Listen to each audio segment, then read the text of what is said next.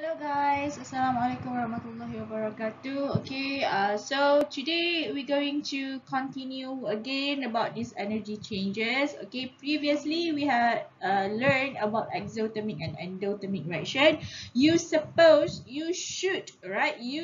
know the diagram of endothermic and exothermic reaction. You should know where you should put reactants and product, where you should label the arrows: energy absorbed, energy given off. Okay, you should know that. And then you should know where is your activation energy. Okay, it's between the bomb and the reactant. Okay, activation energy. And where this energy release or absorb is between products and reactants. Okay, you should know that. Okay, and you also should know the delta H. Okay, the measurement. Okay, the measurement or the unit for energy changes will be kilojoules, kj. That is the unit measurement for energy changes. Okay, and you should label your energy changes.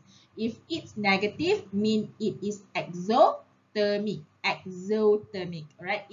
If it is positive, means it is endothermic. All right, so for today, energy changes. Okay, why is there is energy changes in a chemical reaction? Bonds are broken and new bonds are formed. Okay, so look here, we have, okay, look here, sorry, so look here, what happened? Oh, no. Right, so look here, we have what is this? H2 plus Cl2, 2HCl. What is this? All right, this is hydro. What is this? Hydro. I don't know. You don't know? I don't know. Right. So what is this? Cl2. Cl2 for chlorine. All right. Hydrogen, chlorine. Okay, so it will become hydrochloric. Okay, hydrogen chloride. Okay, you can say hydrogen chloride, or you can say hydrochloric acid. Usually hydrochloric acid to HCl. Right, so this is hydrogen chloride, same thing. So reactants and two products. Okay, so if bond breaking, it is endothermic. If it bond forming, it is exothermic. Okay, so to break, why teacher, why suddenly bond breaking is endothermic, teacher? Why? Because, okay, you need energy, you need to absorb energy. Wow, what? You need to absorb energy to break the bond. Okay, without energy you cannot break the bond. Okay, that's why bond breaking is exothermic. Why? Bond breaking is endothermic. What endothermic means? You absorb the energy. So when you absorb the energy, you can break the bond. So that's why it is endothermic. Why, teacher? Why energy why is bond forming is exothermic? When you want to form new product, okay, when you want to form new product, you will release energy. You will release heat.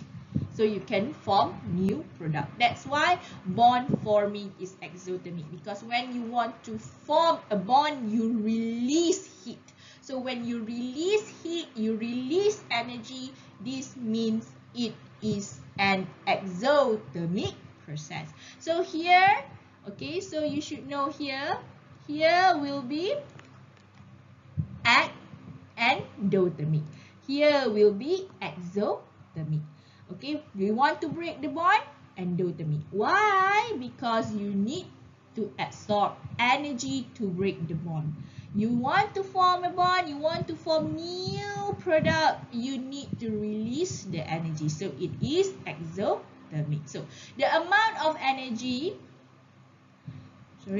the amount of energy needed to break bond is different from the amount released in forming new bonds. That is why there is overall energy change in reaction. So this is where you need to calculate the energy changes. Delta H, that delta H just now that we had learned previously, the delta H, the positive, whether it is a positive or negative. So this is what we call overall energy change, whether the result will be positive number, so the positive one will be endothermic, the negative one will be exothermic.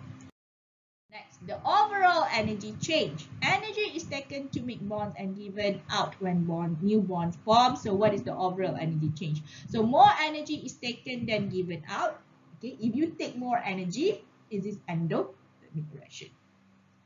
If you have less energy is taken in than given out, so you give more heat, you're hot, so you give more heat, it is exothermic reaction. Please remember, exothermic, exit means give out. Okay, so starting reactions of some reactions are spontaneous. They begin as soon as the reactant are mixed. The reaction between magnesium and hydrochloric acid, for example. Some exothermic reactions need heat to start them off. For example, magnesium must be lit with match or Bunsen burner for it to burn in oxygen. This provides the energy to break enough bonds to start new reactions. So you want to break the bonds, you need energy, means it is endothermic.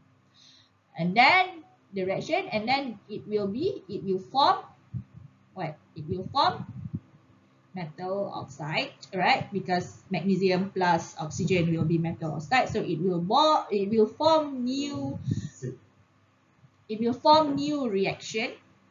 So when it form new reaction, means that it is exothermic. Okay, new reaction, new product.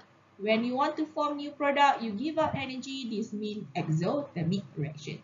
So for an endothermic reaction such as a thermal decomposition of calcium carbonate, you need to keep heating under this rate until the reaction is over. So this is the explanation of how some exothermic and some endothermic reaction start.